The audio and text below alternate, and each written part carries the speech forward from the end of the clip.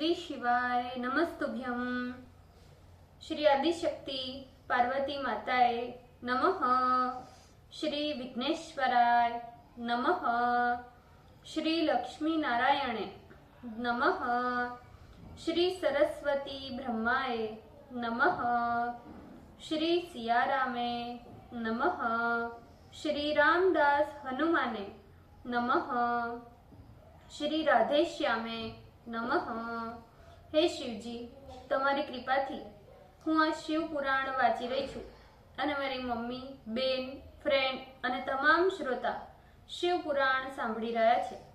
અમે બધા શિવ પુરાણનું જ્ઞાન પ્રાપ્ત કરી શકીએ એટલી શક્તિ પ્રદાન કરજો અને શિવ પુરાણનું તેજ સહી શકીએ એટલી ક્ષમતા પ્રદાન કરજો। हे विघ्नेश्वर गणपति बापा, तमे शिव पुराणना वंचनमा आवता तमाम विघ्न हरजो। हे कृष्ण मनोहारिणी राधाजी, हे श्याम सुंदर, हे सिया रामजी, हे रामदास हनुमानजी, तमे शिव पुराण सांभळवा जरूर पधारजो अने मारा हृदयमां स्थान ग्रहण करजो। ओम नमः शिवाय। श्री शिवाय नमस्तुभ्यं। द्वितीय संहिता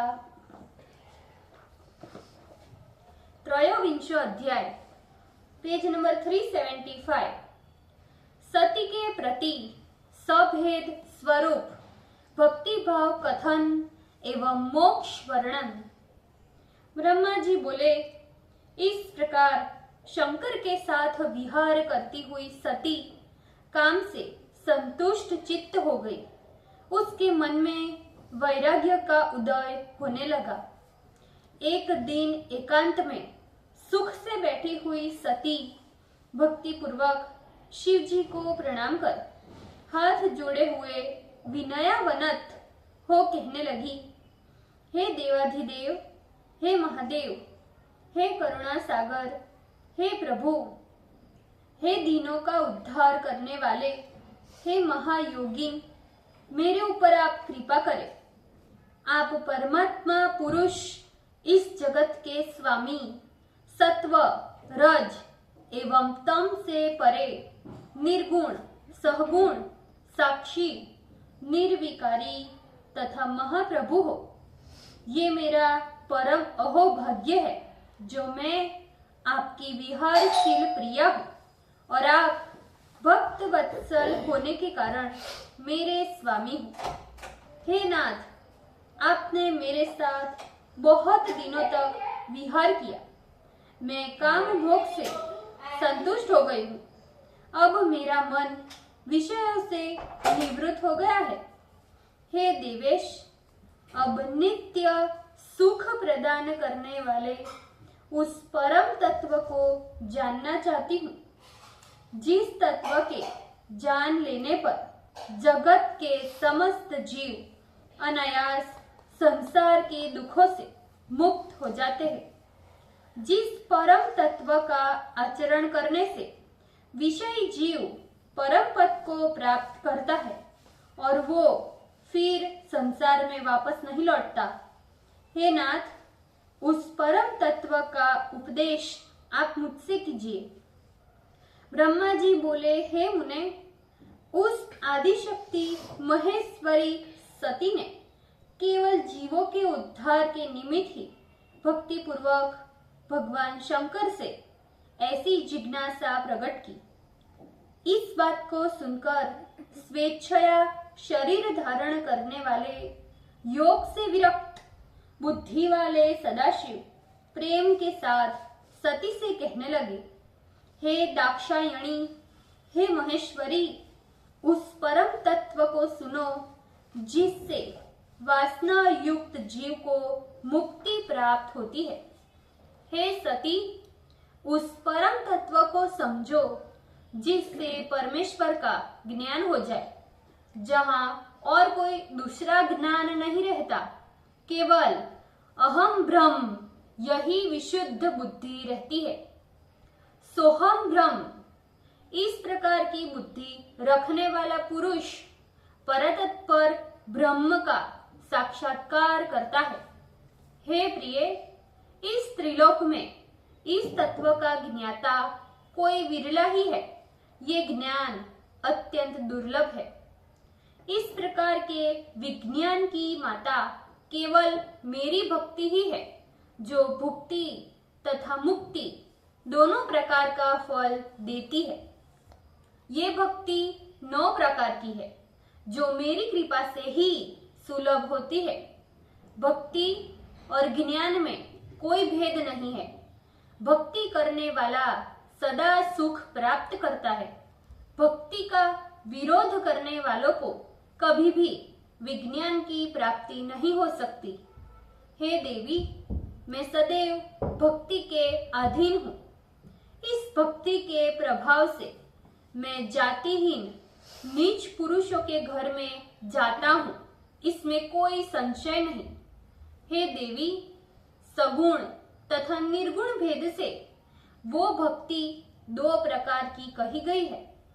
प्रथम भक्ति वैधि तथा दूसरी भक्ति स्वाभाविकी कही जाती है। इसमें वैधि भक्ति श्रेष्ठ है और स्वाभाविकी भक्ति उससे तुच्छ है। ये दोनों प्रकार की भक्ति नैष्ठिकी अनैष्ठिकी भेद से 2 प्रकार की होती है, जिसमें नैष्ठिकी भक्ति के 6 प्रकार तथा अनैष्ठिकी भक्ति केवल 1 ही प्रकार की होती है। वो भक्ति विहित अविहित भेद से भी 2 प्रकार की होती है। इस प्रकार बुद्ध जन भक्ति के अनेकों भेद बताते हैं। उसका प्रकार अनेक होने से उसका तत्व अन्यत्र वर्णन किया गया है।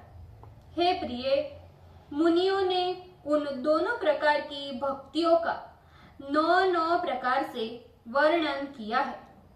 हे देवी, भक्ति के 9 प्रकारों का नाम लक्षण मैं पृथक पृथक कहता हूँ, उसे सावधान होकर प्रेम से सुनो।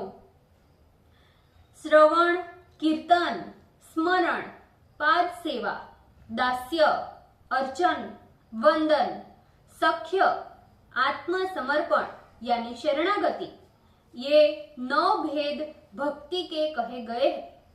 हे शिवे, इसके अतिरिक्त अन्य भक्ति के अन्य भी छोटे छोटे भेद बहुत प्रकार के कहे गए हैं।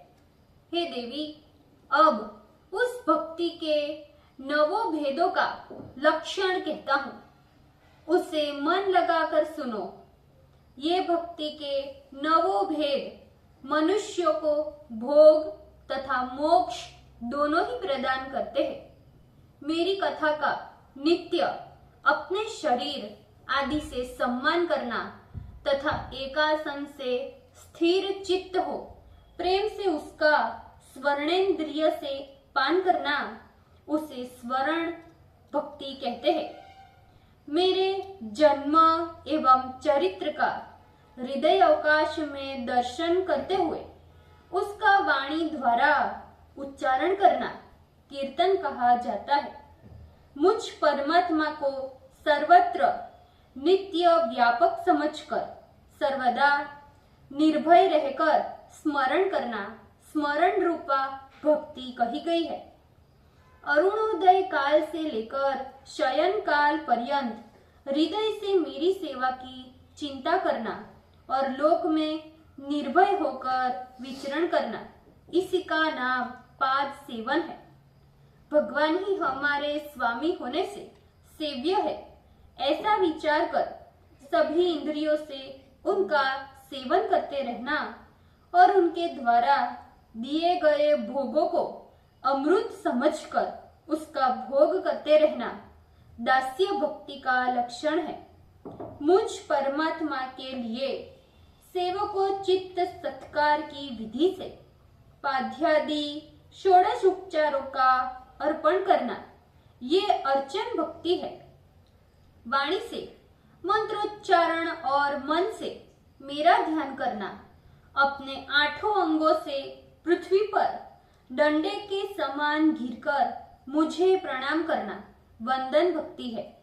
ईश्वर मेरा मंगल या अमंगल जो कुछ भी करता है वो मेरे कल्याण के लिए ही है। इस प्रकार का विश्वास रखना सख्य भक्ति का लक्षण है।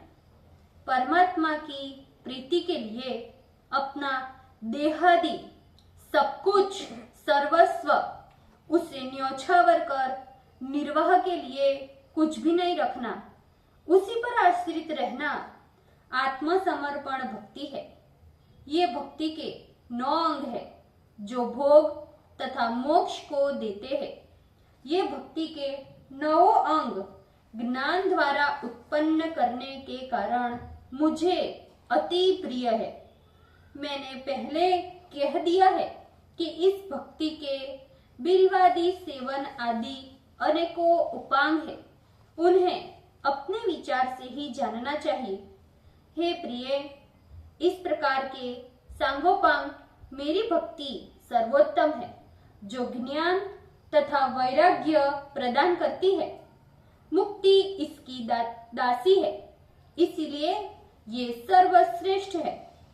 हे देवी, भक्ति सर्वदा सभी कर्मों के फलों को देने वाली है, इसीलिए ये मुझे तुम्हारे ही समान अतिशय प्रिय है। ऐसी भक्ति जिसके चित्त में निवास करती है वो पुरुष भी मुझे अत्यंत प्रिय है।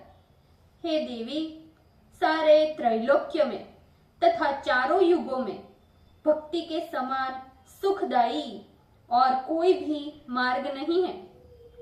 कली काल में तो ये विशेष रूप से आचरण करने के योग्य है, क्योंकि कली में ज्ञान और वैराग्य दोनों ही वृद्ध है तथा बेकार है।